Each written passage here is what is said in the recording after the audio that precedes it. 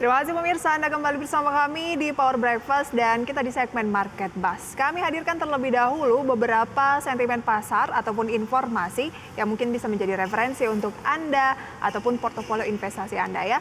Yang pertama, siap-siap Bursa Efek Indonesia berencana kembalikan jam perdagangan normal awal bulan depan.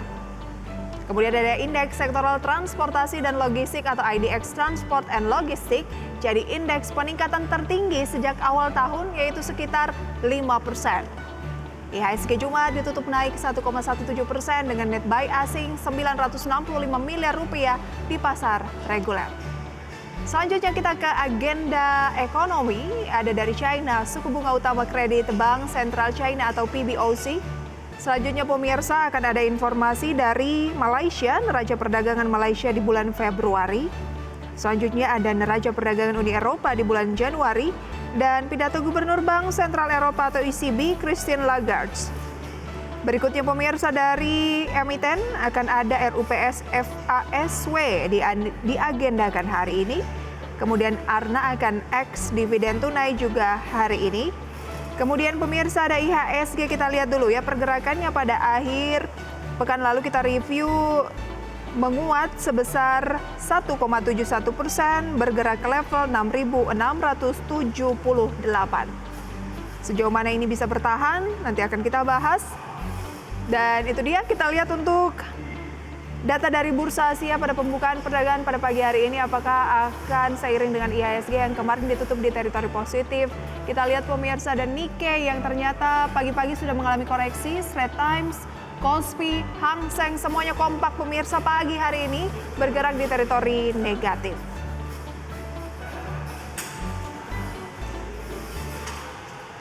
Ya pemirsa, musim pembagian dividen di depan mata. Sejumlah aspek yang harus dicermati investor agar bisa mendulang profit ini tentu harus diperhatikan. Semakin besar yield suatu dividen memang semakin menarik.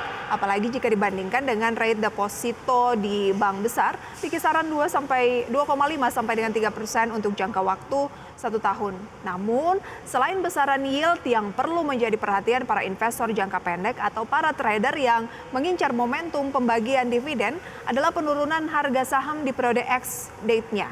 Nah, saham apa pemirsa yang direkomendasikan di musim dividen ini dan bagaimana menghindari dividen trap? Kita akan berbincang dengan Rizka Afriani, pengamat pasar modal. Selamat pagi Mbak Rizka. Selamat pagi Mbak Prisa. Oke, kita berbicara yang seru-seru dulu begitu ya. Di musim pembagian dividen saham mana yang sejauh ini menjadi perhatian dari Anda?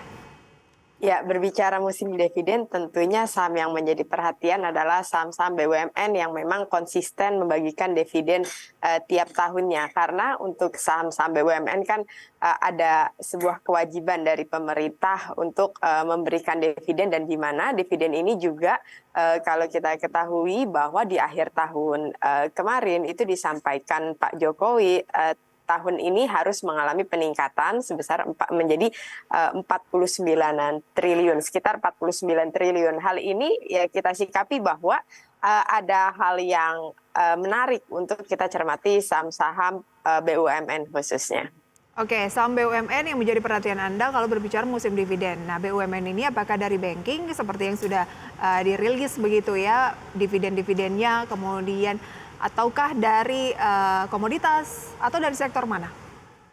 Ya, tentunya saham-saham yang menarik itu biasanya memang dari banking, kemudian komoditas. Kita bisa melihat dari kinerja komoditas, di mana kinerjanya pada tahun 2022 itu kan naik signifikan, sehingga potensi dari pembagian dividennya juga ini ada potensi peningkatan yang signifikan juga.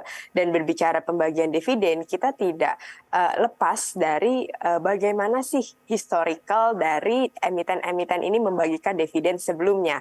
Kita bisa melihat dari dividen payout ratio yang mereka keluarkan. Itu juga menjadi poin utama ketika kita melihat emiten mana sih yang paling menarik. Dari dividen payout ratio itu kan akan tercermin berapa sih dividen per shares-nya, dan yield yang kita dapatkan setiap tahunnya itu berapa, setiap pembagian dividennya. Dari dividen yield tersebut, ini tentunya juga cukup menarik. Dan kalau kita perhatikan secara keseluruhan, di sini kan bursa juga sudah memudahkan kita untuk melakukan pembelian, misalnya di sini investor yang senang membeli saham dengan dividen yang tinggi, ada indeks high dividend. Ini ada 20 saham di dalam indeks high dividend, dan itu juga bisa dicermati oleh para pelaku pasar. Oke, Anda setuju nggak dengan pernyataan bahwa sebaiknya memanfaatkan sentimen dividen itu ketika belum diumumkan, artinya baru menerka-menerka jelang RUPS-nya, ketimbang ketika sudah disampaikan biasanya harga sahamnya justru akan sudah terkoreksi? Ya, Mbak Prisa, saya setuju sekali dengan hal tersebut ya. Karena ketika kita membeli dividen setelah pengumuman, itu biasanya nanti mendekati come date-nya kan ini akan mulai mengalami kenaikan karena orang akan memburu saham tersebut. Tapi pas ex date-nya ini orang udah langsung lepas saham. Kenapa? Karena dia hanya mengincar adalah pembagian atau mendapatkan dividen pada masa come date-nya. Karena ketika come date, ex date, kemudian ada recording date. Jadi sehingga pada saat ex date-nya mereka udah langsung lepas karena mereka sudah terdaftar sebagai investornya. Yang baik kita lakukan sebagai investor ya untuk mendapatkan potensi return yang relatif lebih tinggi.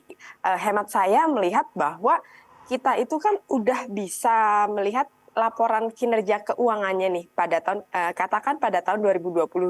Kita bisa melihat pada kuartal ketiga juga sudah terlihat ya. Kuartal kedua, kuartal ketiga itu udah potensi bagaimana sih pertumbuhan dari emiten ini.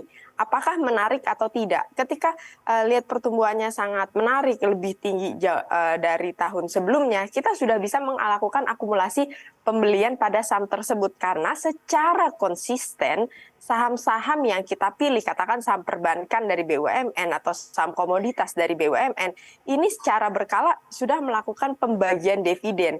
Kita bisa ambil akumulasi beli pada saat itu, sehingga pada awal tahun nanti mendekati masa RUPS, itu harga saham sudah naik, kita juga mendapatkan capital gain-nya, dan pasca pengumuman dividen nanti juga ada ex date-nya, walaupun harganya turun, tapi kita sudah menikmati kenaikan capital gain-nya di awal gitu, kira-kira Mbak Prisa. Oke, lantas saham mana yang Anda rekomendasikan? Berarti bukan banking dong, karena banking kan rata-rata yang big cap sudah diumumkan tahun lalu seiring dengan BRI, Mandiri, kemudian juga BCA, dan juga ada BNI begitu ya, yang mengumumkan dividennya. Berarti bukan banking ya, saham apa?